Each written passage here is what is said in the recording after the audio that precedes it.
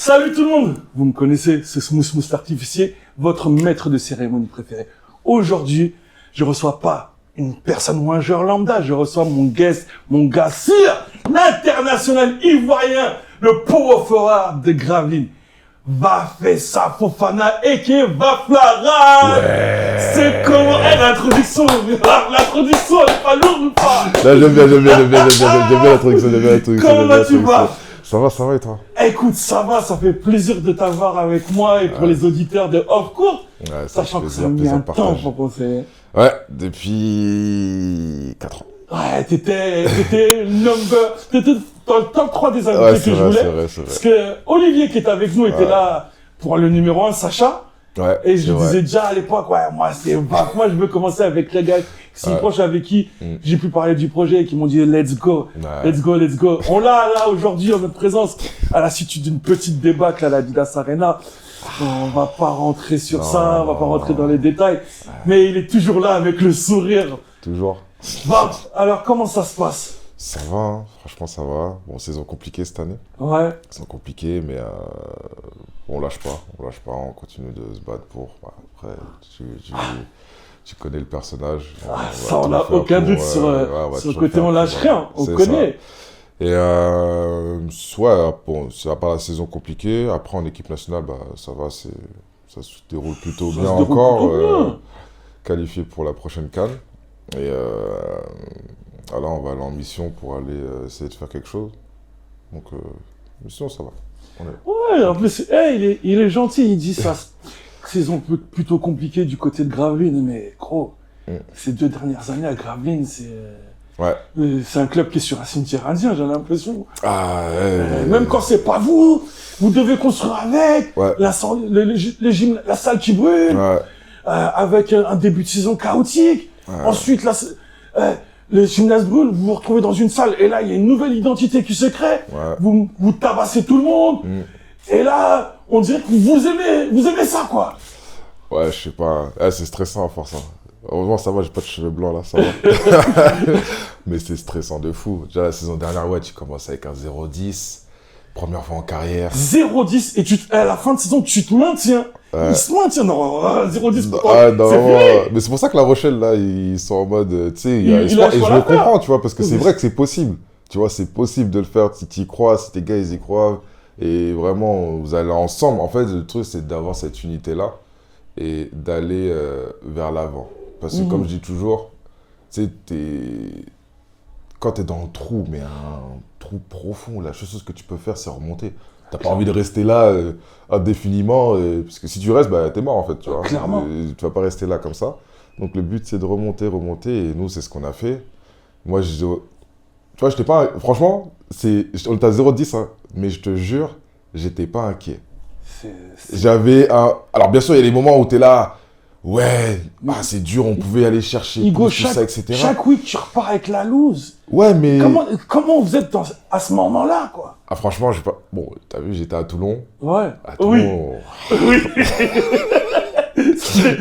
J'ai eu une expérience à Toulon qui a fait que... voilà. Tu peux en parler. Voilà, on peut en parler, tu vois. Mais Toulon, ouais, c'était chaud. Mais Toulon, à la différence de Toulon, c'est que Toulon, on savait que ça allait être racheté. Ouais, donc, c'est vrai. Puis Racap, c'est la période où Toulon se fait racheter par le Paris Basket. Donc voilà, les budgets n'étaient plus les mêmes. Ils devaient se battre contre eux. Donc là, c'était pas pareil.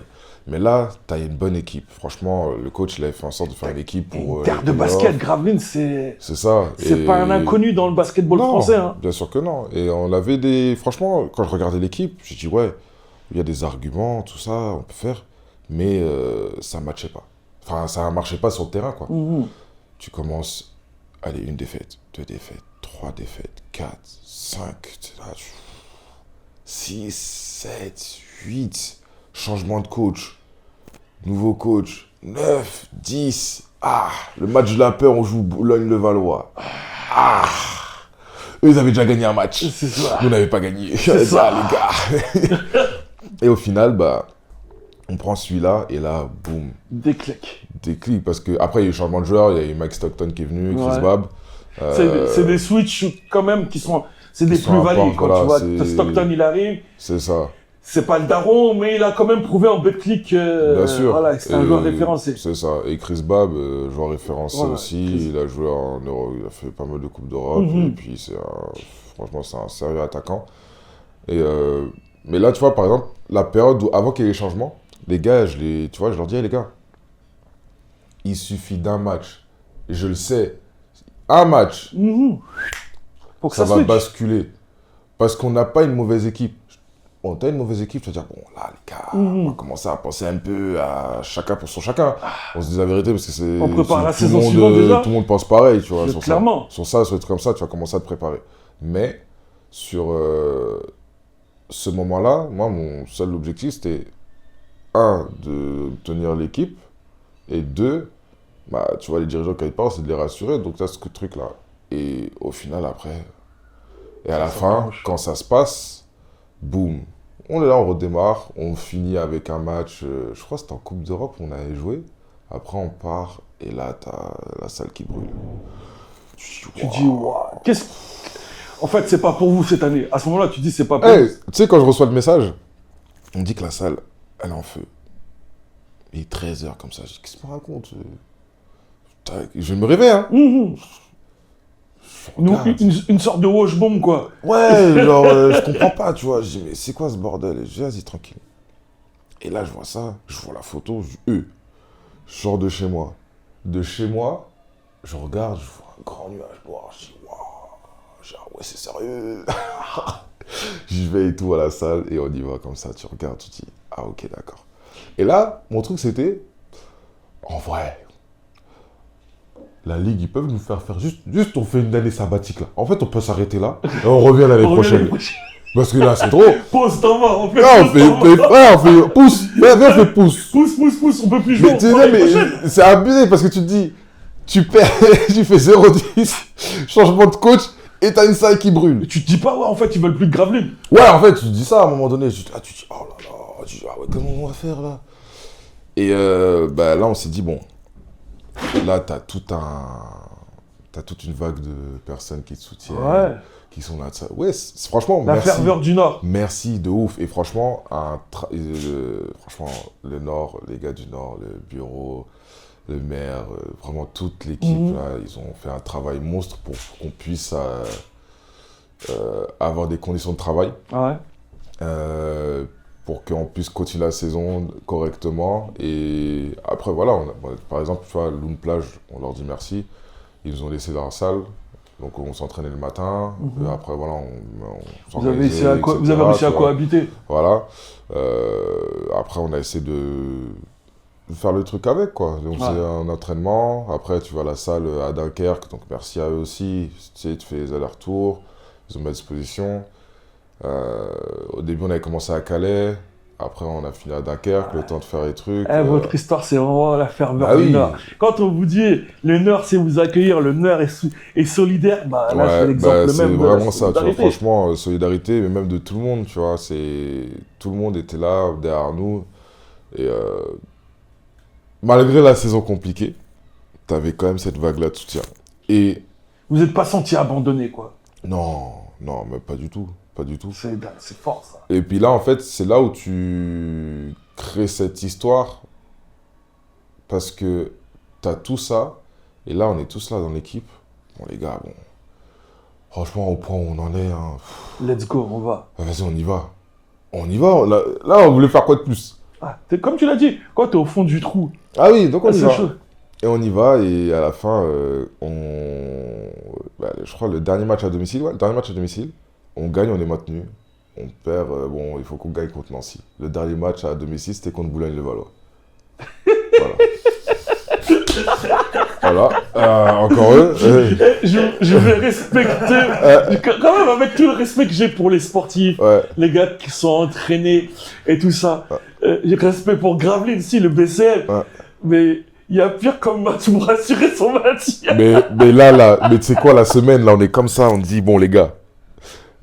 Là, c'est un match où il faut aller en mission parce que ça peut aller vite.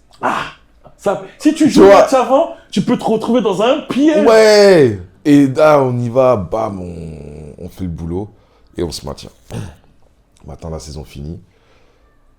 Bah, tu vois, là, à tel point qu'on en a fait un film dessus, un mini documentaire là-dessus, mais à la fin, t'es en mode.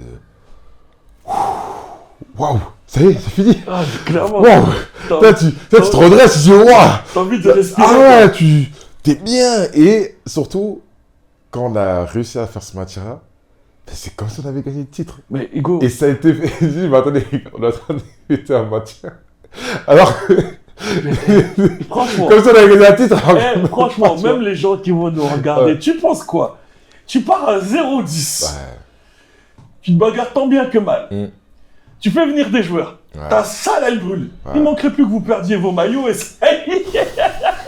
la saison, elle est terminée. Ouais, franchement. Et je peux comprendre qu'à la fin, quand tu réussis à arracher le maintien, que, ouais, limite, t'as envie de fêter ça parce que qui aurait misé sur vous? Personne. Bah, on nous a condamnés très tôt. Hein. Exactement. On nous a condamnés, on a dit personne n'est revenu d'un 0-10. Ah ouais? Perso, moi, quand j'ai fait pas mal de contenu où j'attaquais certains clubs sur leur fonctionnement, vous étiez dans la panade, mais j'ai dit, de ces trois-là, la plus stable, c'est Boulogne. C'est Gravelines. Ouais. Elle a besoin d'un déclic, et quand ce déclic-là va arriver, et ben ça va jouer. Maintenant, à la hauteur de combien de matchs pour le maintien, je sais pas, mais ça va jouer. Ouais. Quand tu regardes le contenu, tu vois qu'il y a des bonnes choses qui sont faites. Il manque. Il y a cette peur de finir le geste parce que t'enchaînais des défaites, donc tu joues plus un peu libéré. Mais quand ils vont être libérés, ça va être toute une joie qui va être communiquée. Et derrière, je souhaite pas aux gars de venir jouer leur maintien à Gravelines, hein, parce que la salle, elle va être blindée. Ouais. La salle, elle va être blindée. Hein. C'est vrai en plus. Hein. Mais tu vois, Bon, Dakar, c'est pas pareil. Parce que tu vois, au Sportica, ce qui était bien, c'est que tu pouvais mettre des places debout. Exactement. Donc tu pouvais vraiment remplir. Tu peux remplir, mais quand on voit les derbies, le carnaval, tout ça. Le carnaval. J'ai cru que c'était une salle associative où il y a des gars qui vendent des merguez même dans la salle. Tu vois non, franchement, c'est les ambiances. Tu vois, mon premier match. Même premier match contre le Portel. Ouais, ok. En match de prépa. En match de préparation. Le GM à l'époque, tout le club, tout le monde, ils nous disent c'est pas un match comme un autre. Tu sais, tranquille, c'est un match de prépa. En plus, toi, tu connais un peu, t'as été formé, t'as joué à Denain. Ouais, je joué à Denain, donc je voyais, mais j'ai dit, ça, sur un match de prépa, s'ils sont déjà bouillants. Ça va être quoi un championnat? Je suis tranquille. Moi, pour moi, c'était parce que je découvre, donc je me suis dit, c'est prépa. Tu répètes les gammes. Quoi? Mec, les gars, ils étaient déter. Les supporters, ils sont arrivés gonflés à bloc. On prend 30 points. Oui, tu vas pas chercher ta baguette. Le lendemain, tu vas pas chercher. Tu fais livrer ta baguette par une livreur ou un truc comme ça. On en prend 30. Je dis, mais tu vois, ce match-là où on en prend 30, je me rappelle ce qu'on s'est dit dans le vestiaire. Je dis, ah ouais, on va voir un championnat. Premier carnaval, là, le vrai. Ils viennent chez nous, premier match. Là, vous sortez vos super maillots. Ouais, on prend un super maillot. C'était lequel c'était le rose, je crois. Ouais, si, c'est le rose. C'était le rose, hein. C'était le rose, ouais. On en met 50. C'est bon, ils auraient équilibré la balance. Alors, mais l'ambiance, c'était de la folie. C'était de la folie. On va sortir un peu de ce cadre-là du match. En tant que joueur, après ce genre de match, quand tu te balades dans le Gravelines, Dakar, tout ça, c'est comment? Après ce genre de match. Ouais, franchement, après ce genre, mais même après, juste dès que t'as fini le match, même carrément. Ils sont fait pétard, c'est la fête, tout le monde est là, ils rigolent. En plus, les matchs de carnaval, c'est gratuit quand t'es déguisé.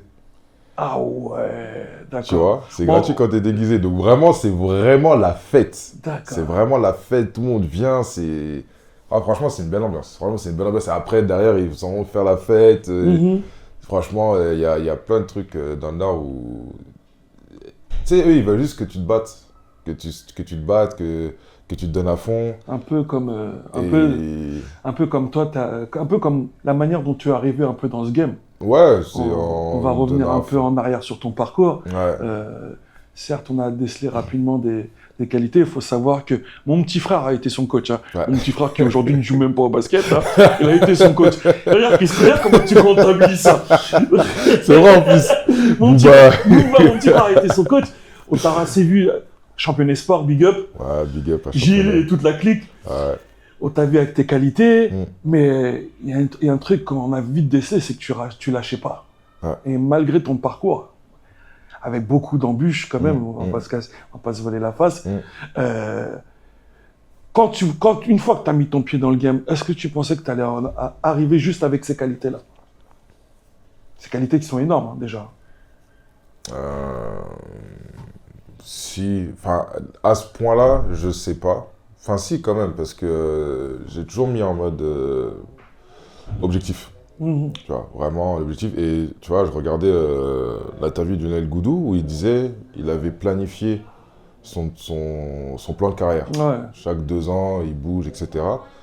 Et moi, j'avais planifié ça, tu vois. Par exemple, quand j'étais à Cholet, où je signe mon premier contrat pour Saint-Vallier, j'ai dit, vas-y, je me donne 2 ans en Pro B pour monter. Bon, j'en fais pas 2, j'en fais 5. Ouais, 4 ou 5, tu vois. Mais, tu vois, tu te projettes. Je me projette à chaque fois, en fait, parce que je sais que je peux atteindre ces paliers-là. Parce que je suis quelqu'un où tu me mets dans un endroit, je m'adapte super vite. Tu vois. Donc, vraiment, c'est de monter, etc., etc. Et donc, il y a des choses où, ouais, maintenant, il y a des choses que je n'ai pas encore accomplies. Et je suis persuadé que je peux le faire. Maintenant, c'est juste des parcours, tout ça, etc. Et puis, après, voilà, aujourd'hui, il y a des choses qui te sont destinées, d'autres non. Ça rejoue donc, aussi, ça fait partie. Ça, en soi, tu vois, tu ne maîtrises pas. Tu ne maîtrises pas. Mais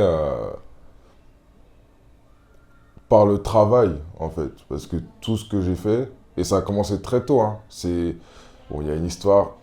Je vais dire merci à mon père. Mais sur le coup... tu l'as pas compris comme ça dès le départ. Je l'ai pas compris comme ça. C'est toujours comme ça. Je l'ai pas compris comme ça. C'est toujours comme ça quand on a un parent qui veut nous dire un truc. Mais qu'est-ce qu'il raconte? C'est pas comme ça, Ouais, mais sauf que ça, tu sais que je l'ai même pas su par sa bouche. C'est encore plus fort. Je l'ai pas su par sa bouche. Je t'explique l'histoire. Je fais les présélections pour le pôle. Ouais. À l'époque, c'était Dominique Allard et je sais plus c'était qui. Il y avait qui comme autre coach et tout, bref. Donc je fais le pôle, la génération des Evan, tout ça.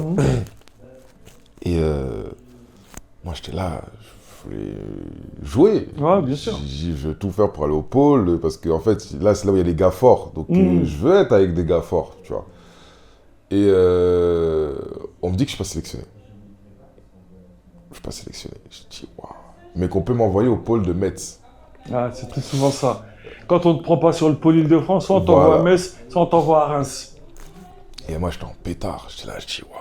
Et de ma tête, c'était, tu sais quoi, tous les mecs du pôle que je vais jouer, parce qu'il y en avait beaucoup, là, il y avait Stade Français, Charenton, il y avait Val d'Europe à l'époque. Ouais. Ils avaient Maël Lebrun qui était là-bas et tout. Et du coup, je dis, tous les gars qui sont, je vais tous les pétards. Il s'est mis en mode Gilbert Arenas. Vous m'avez pas pris dans la Dream Team. Okay. Bah non, je vais tous vous laver. Ah ouais, non, mais là, j'étais en mode contre eux, il faut que tu sais, c'est ce truc-là de... J'ai dit, c'est mort. Quand je les joue, il faut que je lave. Donc, à chaque fois. Et au fur et à mesure, après, boum. Ma dernière année espoir, on joue à Orléans. Il y a Dominique Allard. Je le vois. Parce que moi, je me dis, là, je suis en centre de formation, je suis à Cholet. Déjà, tu vois, dans ma tête, j'ai vu ce truc-là. Déjà, tu dis, regardez. Ouais, voilà. Sur le pôle Île-de-France. C'est ça. Je suis à Cholet. Voilà. Et il y a Maël et tout. Maël était le parrain du pôle à ce moment-là, parce qu'il était le parrain des anciens joueurs. On connaît les anciens joueurs. Et il y a Dominique Allard, il dit Vaf, c'est bien ce que tu fais et tout, franchement, je suis content pour toi et tout. Ah là là, mais c'est dommage que tu n'aies pas pu faire le pôle et tout ça. Qu'est-ce qu'il fallait pas dire? J'ai dit, mais vous m'avez pas pris. Il m'a dit, mais t'es pas au courant? J'ai comment ça? J'ai dit, mais c'est ton père qui a refusé. Moi, j'en ai perdu la voix, là. Papa. Et le pire dans ça, je sais pas s'il va le voir Edens, parce que forcément Edens était au courant de cette histoire. Ah, mais clairement. Mais sauf qu'ils me l'ont pas dit. Donc c'est à mes 20 ans que je l'ai su par Dominique Allard, que j'avais été pris, mais mon père voulait pas parce qu'il estimait que j'étais pas prêt. Donc ils m'ont mis une salade de Metz là. Et là, tu vas dire quoi? Mon enfant, il va loin là, c'est pas à côté. C'est pas à côté, les bêtises, tout ça, il va rester là. Il va rester ici, tu vois. C'est comme ça que j'ai su. Sinon, normalement, j'avais été pris au pôle.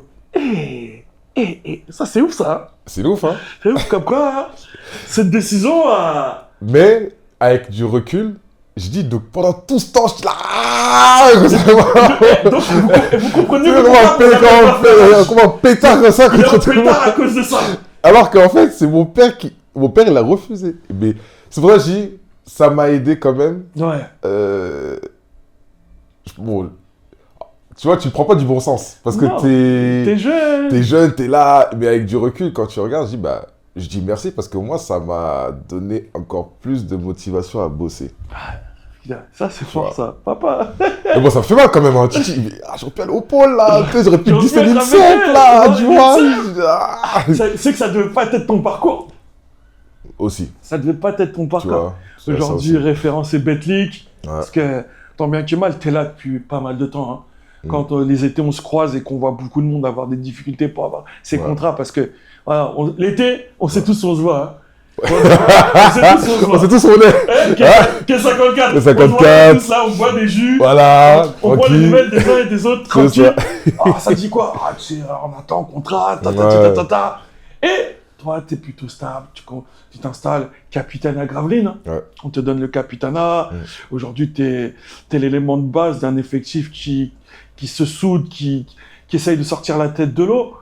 Voilà, quand j'aime bien dire joueur référencé Betclic parce que tu l'as pas volé. Par force de travail, tu l'as pas volé. Donc voilà, et aujourd'hui, on va basculer un peu, parce que au-delà de la Betclic, aujourd'hui, international ivoirien, top 3 des pays influents du basketball africain. Pour moi, il y a South Soudan, Côte d'Ivoire, et je mettrais peut-être le Sénégal, parce que je suis obligé. Sénégal, même s'il y en a peut-être là. Il y en a peut-être un avant, on a chuté un peu. Mais aujourd'hui, voilà, le South Soudan et la Côte d'Ivoire, vous êtes les têtes de gondole du basketball africain. Comment s'est passée cette reconstruction? Parce qu'il faut le rappeler, il y a une reconstruction. Alors, moi, je fais ma première sélection réellement en 2018. Là, c'était période... Parce qu'il faut savoir avec la Côte d'Ivoire, la première fois que je suis allé... Avec l'Afrique, hein. Tu peux dire avec l'Afrique. Non, même pas l'Afrique, mais vraiment, là, je vais te dire de ce que je connais, tu vois. C'était 2015, je crois, hein, la première fois que je viens m'entraîner avec eux. D'accord. Et je vais faire la CAN. Tu vois, je vais aller faire la CAN 2015, je crois que c'était en Égypte, de mémoire. Et pendant le stage de préparation, on part en grève. Ça part en grève. Pourquoi ça part en grève? Ça part en grève pour des histoires de primes impayées, etc. Et moi, je rentre en France. Je sais plus pourquoi je suis rentré en France. Je crois que c'était pour des papiers à signer, etc. Et quand je rentre, on me dit qu'il y a grève. Donc moi, je reviens pas. D'accord. Tu vois. Et c'était la première année avec... ma deuxième année à Denain avec Jean-Christophe Pratt, dans sa première année, où tu connais... voilà, ça, c'était pas top. C'était pas top de partir là. Donc du coup, j'ai dit, bon, tu sais quoi, vas-y. Puis j'étais encore jeune, donc... Tu te dis, il y a une occasion qui se représente. Voilà, c'est ça. Et l'occasion, elle se représente en 2018. Donc on nous appelle au compte-gouttes, tout ça, etc. Mike Totti qui essaie de rapprocher tous les binationaux. C'est ça. Donc il y a ce truc-là. Donc je fais pas la fenêtre de Mozambique, je fais la fenêtre au Sénégal. Et au Sénégal... C'est bizarre, hein. Juste parce que c'est le Sénégal, il veut faire... Non, même pas. Ouais, je rigole. En fait, bon, j'avoue, j'ai kiffé le Sénégal. On kiffe tout le Sénégal. Ouais, j'ai kiffé le Sénégal. Mais, commencez pas, j'ai pas envie d'aller... Allons-y. Nous, on n'a pas de problème avec... on n'a pas de problème avec la Côte d'Ivoire. Avec la Côte d'Ivoire, c'est une destination qu'il faut qu'on fasse. Voilà, vous êtes les bienvenus. Mais tu vois, on fait... il y a beaucoup de nouveaux. Ouais. En tant qu'ancien, il y a Solo, Diabaté et Guy Landry. Ah ouais. Tu vois, de mémoire, si je me rappelle bien, les anciens qui sont là souvent. Le reste, c'est un peu des nouveaux ou des gens qu'on fait 1 ou 2 ans avant. Tu vois. On y va, on est à 1 victoire, 2 défaites, je crois. Il faut qu'on gagne des matchs. C'était l'année où on doit se qualifier pour la Coupe du Monde. Donc il faut qu'on gagne des matchs. Et on gagne contre la Mozambique. On perd contre Centrafrique et le Sénégal. Mais on s'est qualifié quand même pour le 2e tour. Tu vois. Mais tu sais, ça reste un groupe jeune. Enfin, pas jeune, mais un groupe qui a inexpérimenté. Qui a pas d'histoire. Qui a pas de vécu. C'est vraiment, tout le monde venait là, Voilà. et puis chacun sur chacun. Une tambouille, allez, débrouillez-vous. Voilà. On y va, on joue les deuxièmes phases. On se dit, bon les gars, là il faut qu'on se pétape pour aller chercher cette Coupe du Monde. On va au Nigeria. Dès qu'il y a bagarre, il y a VAF qui va avec. Ah, mais là, on est en mission, là, tu vois. On est en mission, il faut y aller. On va au Nigeria. On joue le Nigeria, on perd de 5 ou 6 points le premier match. Tu vois. Et après, on joue le Rwanda et le Mali. Eux, on met torgnole. Maintenant, il y a la fenêtre en Côte d'Ivoire. Aïe, aïe, aïe, aïe, aïe. Tu dis, les gros... En fait, c'est qu'on est en mission, hein. C'est que chacun a l'objectif de dire Coupe du Monde. Et dans la plupart, c'est leur première Coupe du Monde.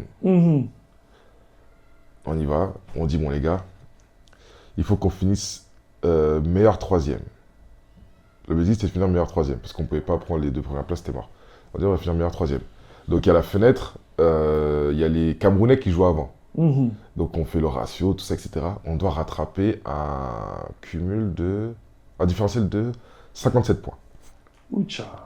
C'est-à-dire que pratiquement, tu dois botter tout le monde de 20 à 25 points. 20-25. Premier match, on joue le Nigeria. Je te dis, le Nigeria, il y avait Ike Diogu, il y avait Emegano, il y avait Iruegbu. Il y avait qui, là, encore Mais déjà, ces 3-là, c'est ça. Ouais, mais il y avait Talib Zana, il y avait... Ah, je l'avais oublié, lui. Oh là là. Ah non, leur équipe, là, c'était sérieux, tu vois. On leur met 35 points. Déjà, vous avez fait la moitié du chemin. Quoi? Mais là, maintenant, c'est là où ça te bavarde. Ouais, vous avez payé, t'as rené, Ça, c'est l'Afrique, ça. Ouais, tu connais. C'est le folklore africain. Je dis, mais non. Mais franchement, tu peux dire ce que tu veux. Si tu regardes le match, tu vas dire, mais attends, les gars, c'était trop chaud aussi. On mettait tous les 3 points. Bam, bam, bam, bam, bam. Ça a tombé. 35. Avec un capitaine de bord comme Solo Diabaté. C'est ça. Et ils avaient rappelé... Le Solo Show Diabaté. Solo, quand il s'y met là... on y arrive par un peu de coéquipier. Ouais, lui là, laisse tomber. Mais il y avait Solo, il y avait Fréjus, il y avait Mokone, Guy, Landry... Mokone, l'homme qui ne vieillit pas. Lamizana. Il y avait Lamizana qui était là aussi. Et on fait tout le truc, on se qualifie pour la Coupe du Monde. Donc là, c'est le début de cette histoire-là. Tu vois. Après la Coupe du Monde, vas-y, il y a les gars qui viennent, tout ça. Bon, pas une bonne expérience parce que la prépa, elle était chaotique. Ouais. Vraiment chaotique. On vous a pas mis dans les meilleures conditions pour voilà, pas du tout. Pas du tout. En tout cas, pas celle que vous attendiez. Non. Et vraiment, en fait, tu sais quoi? Dans cette bêtise, quand on va à la Coupe du Monde, on avait juste un match à gagner. Franchement, un match. Ouais. Voire 2 peut-être. Mais pas dans les phases de poule, tout ça. C'est dans les matchs de classement. Ouais. On en gagnait 2. On pouvait finir meilleure nation africaine. On faisait les JO à Tokyo. Automatiquement, ouais. Voilà. Tu vois. Et on le fait pas. Et c'est dû parce que c'était tellement le bordel. Ça se joue pas au terrain après. Hein. Voilà. Maintenant... on fait la Coupe d'Afrique. C'est là que les qualifs Coupe d'Afrique, là, il y a quelque chose qui se crée. Il y a un nouveau coach qui vient. Un coach qui a été vice-champion aussi, qui connaît l'Afrique, qui connaît tous les trucs. Donc là, tu as tout C'est pas un mercenaire. Voilà. C'est pas un mercenaire. C'est ça. Et là, tu as vraiment toute cette vague-là. Et depuis 2021 jusqu'à aujourd'hui, hors compétition, Coupe du Monde, tout ça, etc., sur le continent africain, depuis 2021, on doit être à 3 défaites. Ouais, vous êtes la nation phare.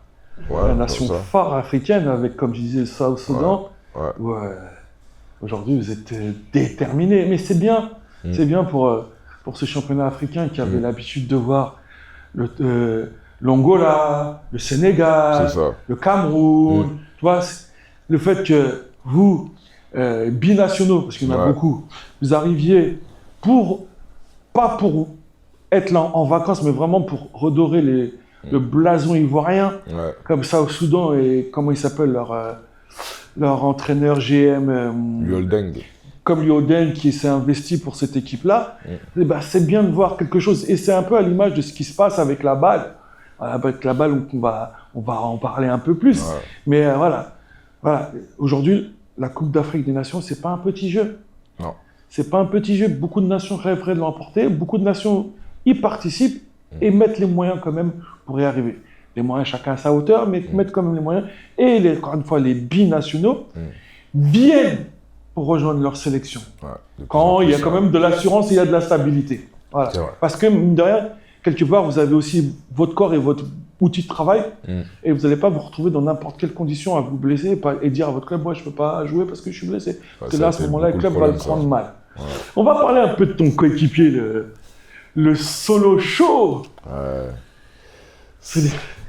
Parle-nous un peu de ce gars-là, parce qu'il est fatigant, il est épuisant, il est clownesque. Ouais. Mais quand il est sur le terrain, je crois que c'est le seul joueur que je connais qui est capable, à son vouloir, de switcher un match. Ouais. Ah, tu confirmes? Ouais, clairement. S'il veut, ouais. Parce que je vous parle de Solo Diabaté. Hein? Attention, je vous parle de Solo Diabaté qui a quitté un peu le basketball français depuis quelques années déjà. Multiple MVP de la balle, qui performe à la balle comme s'il était en colonie de vacances. Mais Solo Diabaté, il faut voir ce qu'il faisait déjà en France. Et si vous n'avez pas vu, tapez Solo Diabaté LNB sur YouTube.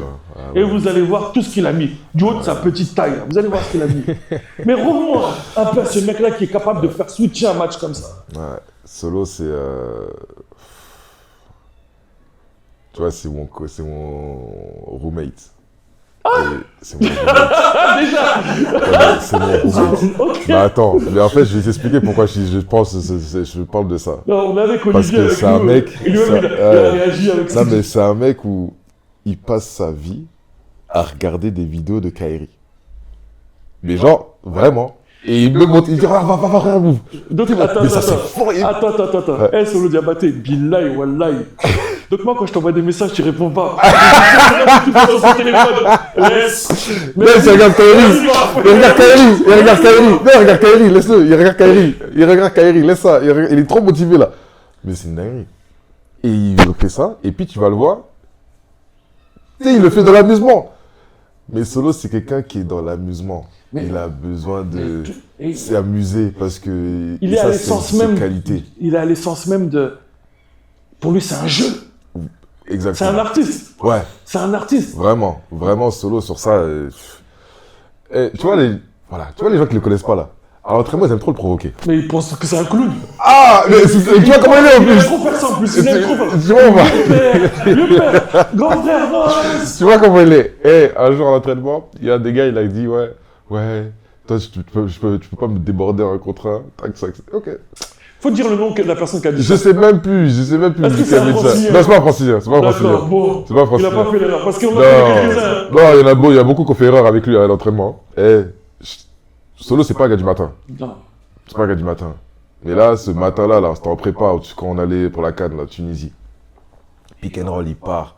Tu sais, il aime bien passer entre les deux, là. Split. Ah là, split. Il est parti, appel de pion. Je le sais. Il dit, attends, là c'est une erreur. Il est 11h là. Normalement, toi, tu ne donnes pas à 11h, toi. Tes articulations. Ah non, il veut pas. Et là, je me dis, mais waouh. Des fois, il va arriver, il va te faire des moves, même son petit pont là qu'il aime faire là. Mais son petit pont là, ça tourne là, encore là. Non, mais là, celui-là même, c'est incroyable parce qu'il a les dunks à la fin. Exactement. Ça, c'est. Et en plus, tu sais, c'est rare qu'il le fasse ligne de fond, de base. Lui, c'est toujours de face. Quand il fait ouais, c'est. 45. Mais attends, vas-y, viens, on prend. 15,54 à conduit la Côte d'Ivoire. On a celui-là, voilà. Mais vas-y, bon, on décale. Mais lui, il a dit, c'est trop. Et c'est un mec, quand il sent le jeu. Quand tu parles avec lui, là, de basket, quand tu dis, mais comment tu fais, tu le regardes. Et même, tu sais, il vit le truc, il est passionné, c'est quelqu'un, il aime trop ça. De toute façon, pour être... Il est encore là parce qu'il kiffe jouer. C'est un passionné. Ouais. Et c'est du vivre là, c'est un joueur. C'est surtout un joueur. On ne peut pas retirer le fait que ce soit un joueur. Ouais, non. On ne peut pas retirer le fait que ce soit un joueur. Mais c'est un passionné qui kiffe ça encore. Et on le voit quand il revient, quand il en perd. Il veut tout le temps jouer. Tout le temps. Tonton, il y a un terrain où, viens, on va jouer. Ouais, tout le temps. Tonton, viens, on va... Et après, voilà, là où on rigole le plus, Olivier va nous le confirmer, c'est le K54. K54, il est là, non, je suis venu prendre des dotations, Premier jour, non, je fais jouer tout le monde. Ouais. Deuxième jour, demandez à la fusion. Demandez à la fusion. Le gars, il est venu faire un boulot. Moi, je me rappelle, K54, Roland Garros. Ouais. Ils ont fait prise à 2, prise à 3. Ah, ils sont venus. Hein. Ils sont même fait prise à 4. Solo, ils sont pas tout dit solo. Mais est-ce que t'as vu le petit pot qu'il a mis? Mais j'ai vu. Il prend le pic, je sais plus si c'était Adam ou Sylvain qui avait défendu. Il y a Sylvain. Intervention de Il y a Olivier. Joanne Bégarin. Joanne Bégarin, ouais. exactement. Et c'est pas Mathieu? Non, Mathieu n'était pas dans cette équipe-là. Mathieu, il était avec Christopher. C'était Adam, non? Ah, c'était Adam. C'était Adam. Ouais. Tu me rebalanceras la photo pour la mettre. Ils sont arrivés, bam bam, il a cuisiné tout le monde. Mais tout le monde est passé. Tout le monde est passé. Fallait voir. Sacha, et c'était comment il s'appelle Et Steve. En pétard. Ils étaient en pétard. On vous a dit, prise à 2, laissez pas Solo s'allumer. Ils savent. Solo, pardon, excuse-moi. Non, c'est cool. La prise à 3, elle commence à la ligne. Ouais, l'île médiane. Il peut pas la faire après parce que sinon tu siffles. Oui. Défense Et il est arrivé beaucoup fort. J'ai regardé, j'ai dit, ouais, je suis à côté, je dis, ouais. Et puis il y a des gens qui osent manquer de respect à Solo, à dire, ouais, il est fini. Quoi? Mais est-ce que vous avez vu après ce qu'il a fait à la Coupe du Monde? Contre l'équipe de France, là. Il a fait à tel point, pour te dire. Il a fait un colloque. Bah, attends, à tel point, c'est qui va défendre sur Solo? Batum. Parce qu'il pouvait pas. C'est Batum qui est parti. J'ai dit, ah ouais, dis Solo, toi, t'es quelqu'un. Hein. C'est le grand Batum qui veut sur toi. Il pouvait pas. Ils ont qui? Ils ont fait venir Sylvain. Ils ont Est-ce qu'il n'y avait pas Eli même qui a défendu sur lui? Et lui aussi l'a pris. Ils ont tous pris. Ah, avec le respect que j'ai pour eux, ils ont tous oui, pris. Non, franchement. C'est Solo. Oui. C'est Solo. Mais tu vois, par exemple, on était à l'hôtel. On était avec l'équipe de France et tout. Non, les gens respectent Solo. Tous les gars, là, même Evan, tu vois, qui a joué contre lui, quand il voit Solo, attaque, tout ça, tout le monde respecte Solo. Même si, et même on en parle, hein, on dit, et même notre coach, il lui a dit Solo, toi, t'aurais dû être en Euroleague, toi. Mais c'est ton côté, mais tu connais, il est trop dans la musique. Mais Solo, franchement, Solo aurait pas dû être. Pour rien. Voilà, mais Solo aurait dû vraiment, pour moi, elle aurait dû vraiment aller. Mais quelque part, ce qu'il fait. Mais c'était un des gars qui devait même aller en NBA. Hein. Franchement, c'est même pas genre, ouais. Non, il pouvait. Sur les qualités athlétiques qu'il avait en France. C'était n'importe quoi. Demandez à... drive, il prend comme ça, puis demandez à Estimov. Le Berg, quand il est tombé. Le Berg, Estimov. Ah Estimov, il a pris cross. Calfer au sol. Même le dunk qu'il a mis contre Lasvel, là, sur, je sais plus c'était qui le meneur, là, il prend ligne de fond, il monte. Non, Solo, c'était Solo. Et comme des fois il me dit, Vaf, à l'époque c'était pas autant filmé qu'aujourd'hui, mais il m'a dit, mais Vaf, j'ai mis des dunks en match, c'était n'importe quoi. Mais on connaît tous les qualités athlétiques de Solo, tu vois. Faut pas mentir avec lui. Ah non, là tu peux pas mentir. Mais quand tu regardes ses jambes, tu comprends. C'est une dinguerie, il a des cuisses, toute chose. Ah ouais, ok, je comprends pourquoi t'es athlétique comme ça. Ivoirien n'est pas tout le monde. Ah ouais. C'est ça. Vraiment, c'est ça. Lui là, c'est. Il y a trop à dire sur lui. Revenons un peu à toi, du coup. Voilà. On a parlé tout à l'heure de step by step de projection. Aujourd'hui, tu te considères comme quel type de joueur? Elle est dure, hein, on ne te l'a jamais posé cette question-là. Non. Est-ce que toi-même, tu n'as pas dû te le poser en me disant, ouais, je fais mon boulot de manière générale. Ouais. Et aujourd'hui, tu te considères comme quel type de joueur? Bonne question, je sais pas. Tu sais. Est-ce qu'à l'avenir, tu te dis quoi là, tu as quand même fait Cholet, tu as quand même fait Gravelines, où tu es un joueur cadre. Est-ce qu'aujourd'hui, après sans manquer de respect à Gravelines, évidemment, parce que Gravelines est un club très très important à tes yeux, comme tu as pu le définir, est-ce qu'à l'avenir, tu aurais des envies de rejouer l'Europe, par exemple? Oui. Ouais, franchement, bah, tu sais, comme je dis, je suis un compétiteur, je veux toujours progresser, etc. Et moi, ma mission, et ça c'était vraiment un truc qui me tenait à cœur quand je suis venu ici à Gravelines, c'est la possibilité de les remettre en play-off. Tu vois, je dis pas par mois, mais vraiment en équipe. Tu vois, c'est un objectif, c'est bien. Tu dis, vas-y, on y va ensemble, on fait ensemble de bosser parce que moi je suis Dans ma tête, c'est le travail qui t'amène des choses. Alors, il y a le talent, oui. Bien sûr. Mais par travail, tu peux faire beaucoup de choses. Et c'est vraiment un truc que je veux donner à ce club-là. Parce qu'ils le méritent. Ils font tellement de choses. Moi, je me rappelle juste quand je suis arrivé, tout ce qu'ils m'ont mis à disposition, tout ça, etc. Et puis moi, je suis quelqu'un... Bon, j'ai pas besoin de beaucoup, mais ils ont tellement fait que tu as envie de leur redonner.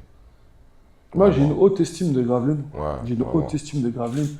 Pour moi, c'est un club qui, au travers de son histoire, devrait être encore dans le top 5 Betclic aujourd'hui. Ouais. Comment s'appelle l'ancien président qui est devenu directeur? J'ai oublié. J'allais dire Monchot, mais c'est pas Monchot. Bref, il reviendra. J'ai toujours, d'ailleurs, discuté énormément avec lui sur X. Gravelines, dans l'histoire, Gravelines a été l'un des premiers clubs à faire du 100% français. Ouais. Pour jouer le haut du championnat, c'est vrai. avec des endroits Albessi où ça n'a pas fonctionné. Il nous fait dédicacer la photo avec des endroits Albessi, mais il y a toujours eu quelque chose qui a capoté, il y a eu un switch, et c'est dommage parce que moi personnellement, avec tout ce qui se passe là-bas, ce serait un juste retour des choses que le club se retrouve dans l'élite, par élite, dans le haut du classement. Ouais, c'est vrai.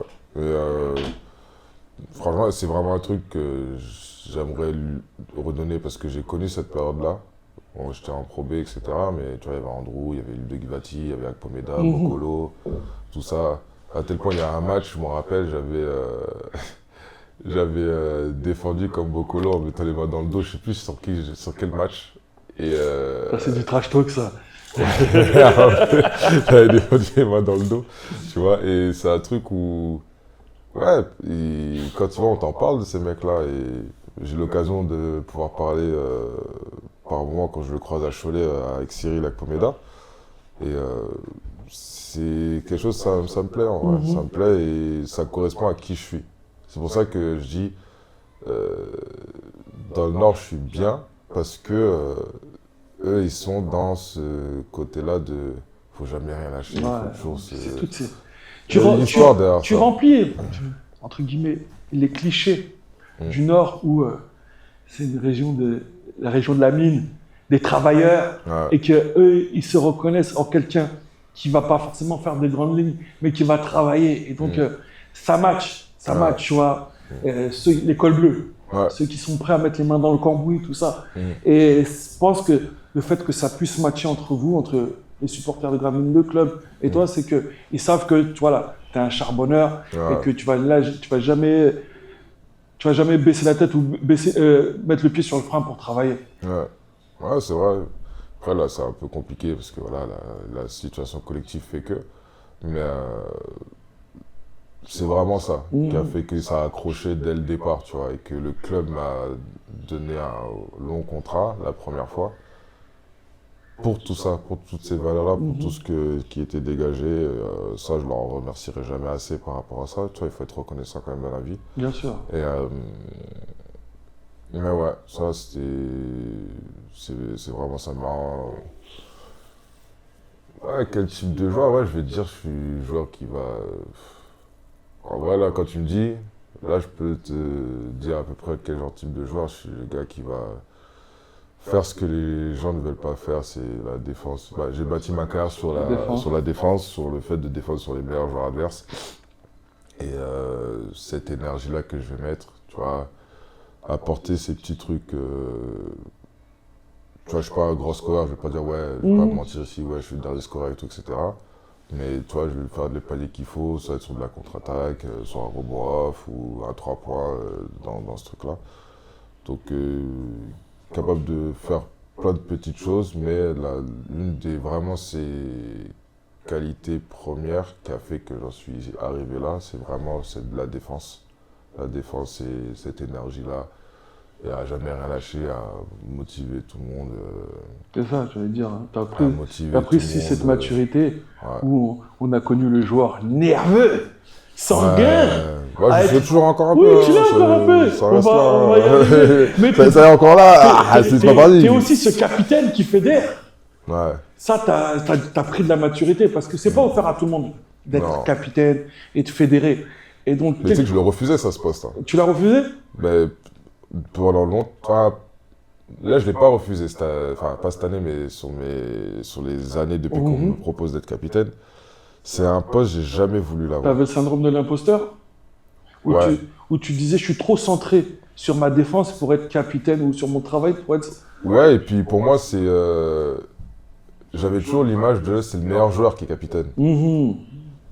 Vraiment, ouais. Donc un peu le syndrome Parce de que l'imposteur. si je suis pas le gars en termes de stats de fou, etc. Donc pour toi, le plus exemplaire, c'est celui qui score le mieux. Il score le plus. Ouais, mais c'est vraiment tout ça, parce que maintenant, je vais te parler au mec, le scoreur, là, tout de suite, là, qui met beaucoup de points. À quel moment lui va me prendre au sérieux quand je vais dire, hey, mon gars, fais ci, fais ça, alors que, tu vois, je fais pas ce qu'il fait. J'avais vraiment ce truc-là, et puis après, tu as ce côté de responsabilité où moi, j'aime pas me mettre devant. Vraiment, j'aime pas me mettre devant. Bien sûr. Tu vois, c'est vraiment un truc, j'aime pas me mettre devant, j'aime être... C'est tout à ton honneur, côté humble des choses. Tout ça, etc. Mais cette partie-là, de Capitana, tout le temps. Et c'est un de mes potes, chaque fois il me dit, mais Vaf, en fait, t'as cette aura-là naturellement. C'est cohérent, il y a de la cohérence qui se présente. Donc, en fait, tu fais juste un truc qui t'est destiné, que tu dois prendre, tu vois. Et là, je suis là, je dis, bon... Et on me l'a proposé, je crois, à Nantes. Je dis, bon, vas-y. Et depuis, à chaque fois qu'on me l'a proposé, bah, j'ai toujours été capitaine, tu vois. Cholet, je sais plus, j'ai un trou, mais je crois pas. Je crois pas à Cholet.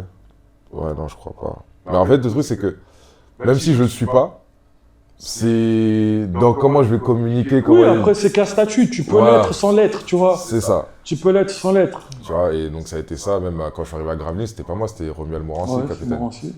Bah, en même temps, c'est un ancien. Tu vois, donc c'était un ancien, donc il parlait, on prenait la parole. Après, au fur et à mesure, bah, moi je suis passé, j'ai pris, donc j'avais pas ce recul-là de me dire, ouais, non, pour moi c'était ça. Donc là j'ai pris tout. Mais ouais, c'est à ce côté-là de fédérer, de mettre ensemble. Et puis, tu vois, en tant que capitaine, je suis pas le mec, tu vois, qui va être... À l'époque, les capitaines, pour moi, ils m'étaient...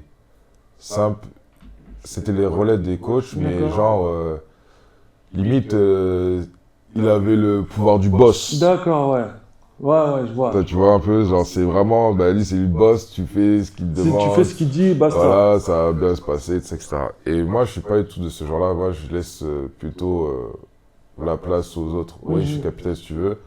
Mais si tu as besoin de dire un truc, tu le dis. Si moi je dois me taire et que c'est toi qui veux parler. Clairement. Parce que pour moi, toujours la même personne qui parle, c'est redondant. Ça devient une mélodie. C'est redondant, tu l'écoutes plus. Ouais, ça devient chiant en fait à un moment. Clairement. Donc, vas-y. C'est vraiment de ce truc-là. Après, quand je dois parler, je dois dire, ouais, là, maintenant. Il a écarté ses doigts. Là, oui.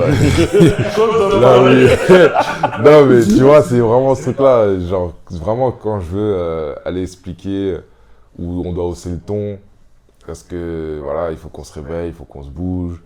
Ouais. Et sinon, non, je laisse plutôt place à... Ouais, là, c'est du management, quoi. C'est du management, hein, c'est du management. Et tout. Ça, c'est un truc où je me dis, bah, tant mieux, parce que ça va m'aider, et puis ça m'aide, parce que tu vois, à côté, hors basket, tu vois, tu fais des trucs, etc. Donc, ça t'aide à gérer d'une autre manière les humains. Clairement. Donc, surtout quand t'as... Je trouve que c'est même plus compliqué dans notre milieu, parce qu'il y a énormément d'ego.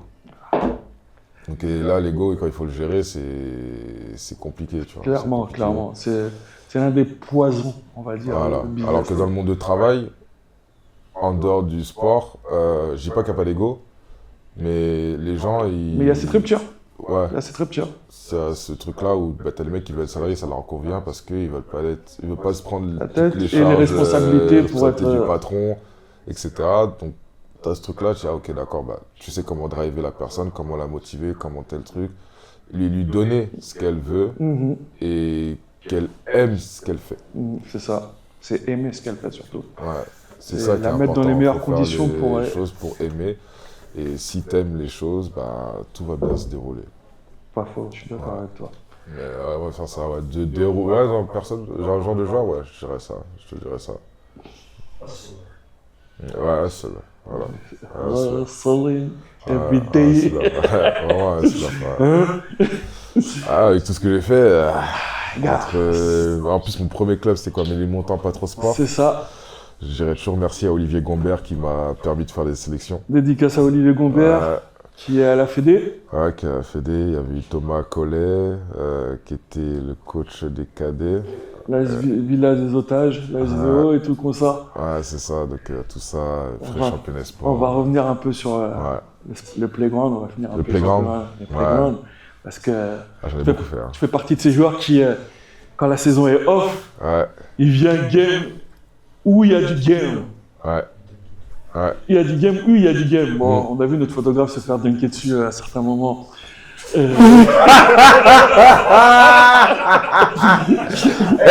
C'était une dinguerie. En plus, je sais pas pourquoi il est venu. Quand il est parti, le gars, en plus, c'est la première fois qu'il venait. Mais Hugo, moi qui j'ai eu mal pour lui. Je l'appelais, j'ai dit, toi, tu viens chez moi en fait. Ouais. Tu viens chez moi dans mon quartier.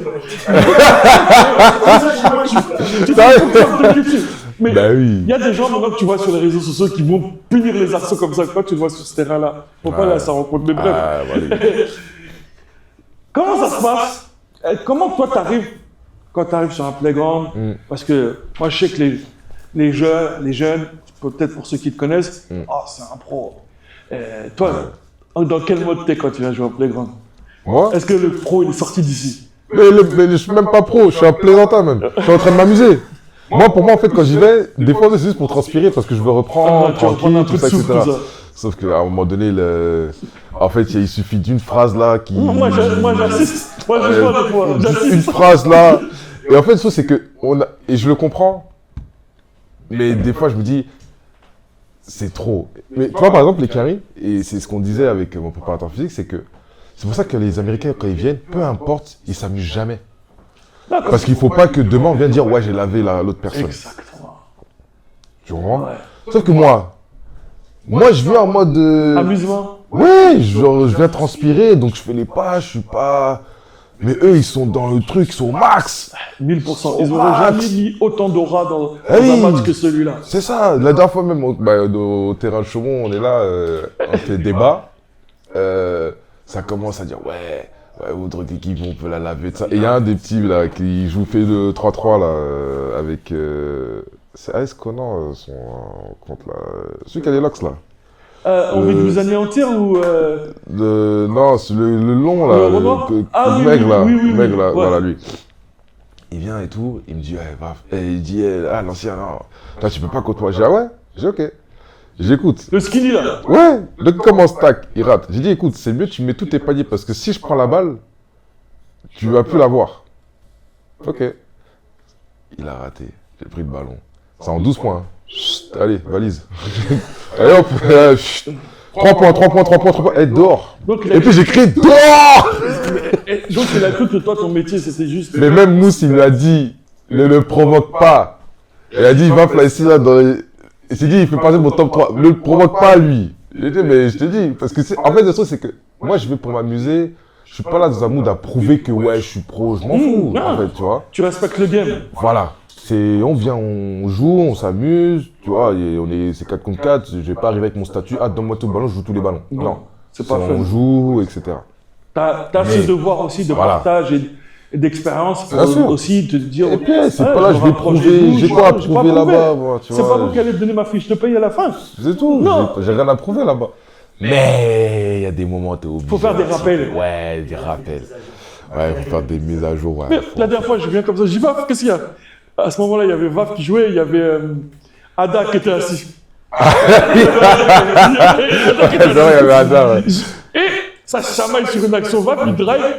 Tac, tac, ça attrape les bras et le gars, il dit faute. Il dit non, j'avais la main sur la balle. Ouais, j'ai vu son regard. Ah bon, t'avais la main sur la balle. Same plays. Contact épaule, il a fini. Et là, t'avais quoi sur la balle? Mais là, j'ai chargé. Là, j'ai chargé avec l'épaule. Il a chargé avec l'épaule. Il a pas chargé. Genre, vas-y, je vais mettre 10%, comme ça tu vas comprendre. Il a chargé. Il est sorti.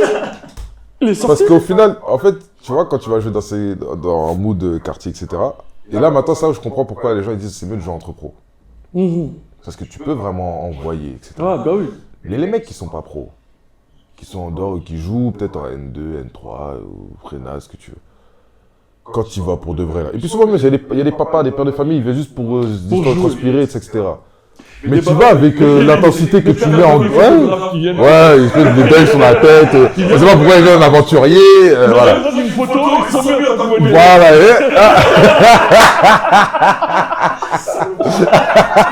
Et c'est présenté comme ça. Tranquille. Mais tu vois, genre ça, quand il va là avec cette intensité-là, mec, il y a un poteau, je suis parti, BOUM! Après, Mousse m'a dit, va doucement. J'ai dit, mais mon gars, si je vais doucement, tu te ils blesses. vont me blesser. C'est ça. Le mec, il m'attrape mon bras, et l'autre, il vient, il me baffe. Je suis obligé de me protéger à un moment donné. Et donc, quand j'y vais, boum, je dis, ah ouais. Et donc, dans ces trucs-là, là, je dis, ah ok, d'accord. Mais c'est vrai que dehors, là, moi, j'ai pas l'état d'esprit de venir pour venir t'écrabouiller. Non. Moi, Mais je bon, vais en mode, on peut dire que tu as quand même cette importance, tu as un intérêt quand même de te rappeler un peu l'essence du playground. Ah, j'ai grandi dans Ça ça. a grandi dans ça et que des c'est fois, là où j'ai commencé le basket, je te dis, le terrain par des lilas. La piste à l'époque, maintenant c'est devenu une piscine. J'ai trop la rage. Stalingrad. En fait, tous les playgrounds Carpentier.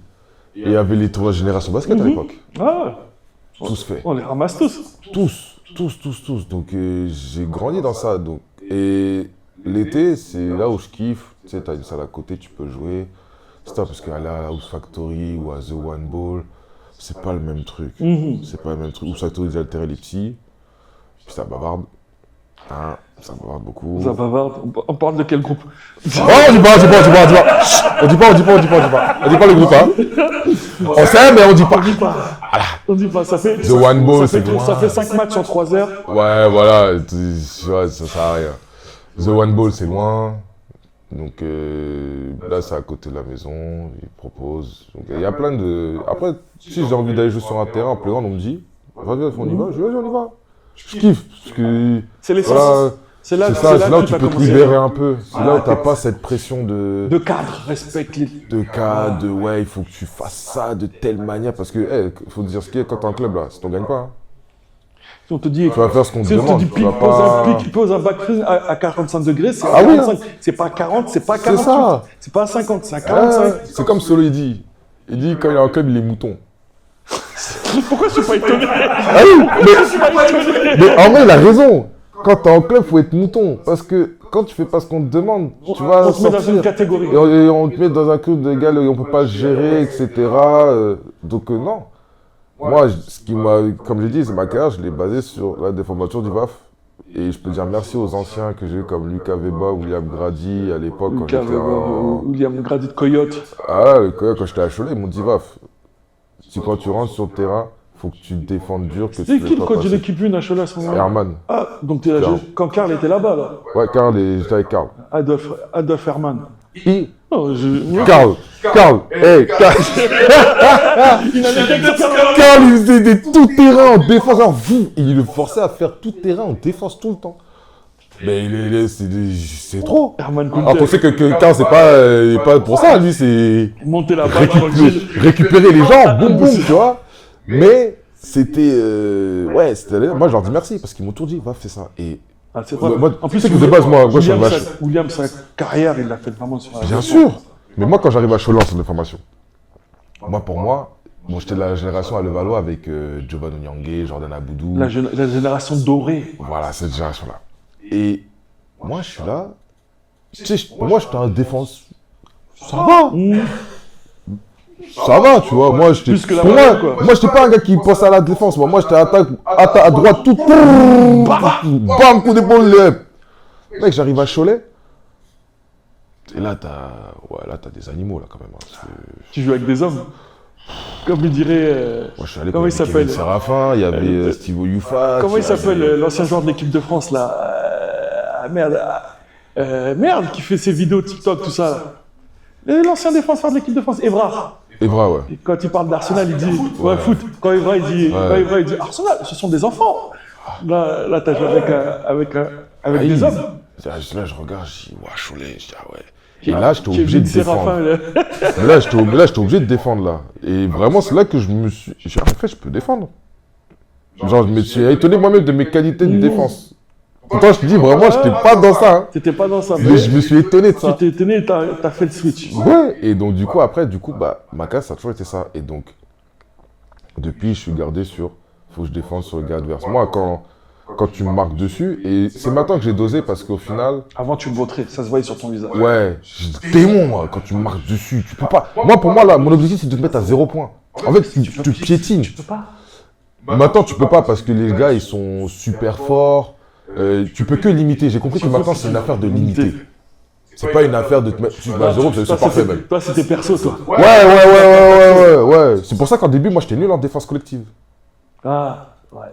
Parce que j'étais dans ma base de 1 contre 1. Moi, la base, c'est mec, tu marques pas, toi. Toi, je veux pas que tu marques. Ça marche jusqu'en départ. Voilà, c'est ça. Mais en fait, quand tu arrives dans ce niveau-là, c'est vraiment une défense collective. Moi, quand tu marques un panier, j'ai le seum. J'ai le seum. Non, la prochaine action, tu marques pas. Je l'ai toujours ça encore, mais tu vois qu'il y a des choses où... T'as pris de la bouteille. Ah, t'as pris de la bouteille, mais t'as des paramètres que tu peux pas prendre. La défense collective, tu peux pas l'assumer. La rotation, tu peux pas. La rotation, si l'autre, il... Parce que si tu restes sur ton gars qui est supposé faire une rotation et que t'as pas fait ta rotation, même si sur la feuille de stats, on la voit pas, mais c'est ta faute. C'est ta faute. Donc, c'est ça, en vrai, le truc, mais... Ah non... Ah, il en sourit même. Moi, je vous le dis, ce gars-là. Mais je te dis, il y a un match. J'avais défendu sur qui, là Il en sourit même. Ouais, j'en souris parce que ce match-là, il était incroyable. Mais, genre, en fait, ma mission, c'était de l'éteindre, mais je pourrais plus te dire c'était quel match. J'en suis ressorti avec un sourire et autour, on m'a dit, ouais, non, c'était Ronald March. Ah ouais. Ronald March, je me rappelle, on joue Juan. Juan, pas petit client. Pas petit client, mais capte un truc, hein, Ronald March. Je l'ai pas éteint. Il a mis, je crois qu'il a mis 10 points, ça, etc. Et tout. Mais c'est quand même 20 points de moyenne. Mais c'est ce match, c'est sur lui, j'ai défoilé les mains dans le dos. C'est sur lui, j'ai défoilé les mains dans le dos. Franchement, si y a la vidéo encore de ce match-là, je peux te la ressortir. Et c'est là où tu entends l'arbitre. Sans les mains, messieurs. Ouais. Sans les mains, tu vois. Et Jean-Johnny Choulet, à la fin, j'ai fait un gros match, ce match-là. Et là, il vient, il dit, franchement, Vav, t'as fait un très... Et il dit ça devant tout le monde dans le hall du Sportica. Tu vois. Mais ce match-là, Ronald March, il est venu me check, il m'a dit, franchement, tu m'as épuisé. Et il détestait jouer contre moi. Vraiment, à chaque fois, il dit, vas-y, s'il te plaît, laisse-moi tranquille. Mike Scott, hein. Ouais. On m'a dit, vas-y, va en mission. Moi, je dis, ouais, c'est Mike Scott là. Je dis, ouais, lui aussi, il est trop lourd, lui. On joue, à la fin du match, il me dit, gros, tu m'as lock, tu m'as bloqué. Mais en fait, il y a plein de gars, quand je joue, ils le disent. Donc, j'ai Baptiste. Donc, moi, je veux pas que tu marques, moi. C'est Mike qui... Ils t'ont validé. Ah oui, moi, quand j'y vais, ça devient... C'est personnel, c'est mec, tu marques pas. Moi, c'est comme si tu as marché sur ma tête. Tu marches pas sur ma tête. Moi, en tout cas, c'est ça ma mentalité. Vous comprenez quand même une chose, à vous, auditeurs, les plus jeunes. Une carrière ne se fait pas forcément parce qu'on a le ballon entre les mains et qu'on score. Il y en a qui ont décidé, même si c'est un sport où tout le monde attaque, où tout le monde défend, il y en a qui ont misé leur carrière sur de la défense, de la haute défense. Et Vav est l'exemple même de ce genre de joueur qui a réussi à se faire une carrière sur ça. Donc, vous, qui aspirez, qui espérez jouer au haut niveau, je vous le souhaite de tout cœur, sachez qu'il n'y a pas qu'un seul moyen de jouer en pro. Il n'y a pas qu'un seul moyen. Il n'y a pas besoin d'avoir qu'une seule compétence, être adroit, score, tout ça. On peut avoir une vraie carrière basée, axée sur tes qualités de défenseur. Et je pense que c'est l'exemple même de tout ça. Surtout, on n'oublie jamais ses origines, ça aussi. Jamais, jamais. Se ressourcer, Playground Street, c'est là où ça s'alimente. C'est là où ça s'alimente. En tout cas, moi, perso, je te remercie énormément de nous avoir partagé ton expérience, tout ça pour les auditeurs de Off Court. En tout cas, moi, je te souhaite réussite, santé, merci. Beaucoup de bagarres encore sur le terrain. Ah, il faut, c'est important. C'est smooth l'artificier accompagné de Vav la rage. Off Court, c'est fini. Ah, c'est fini. Ah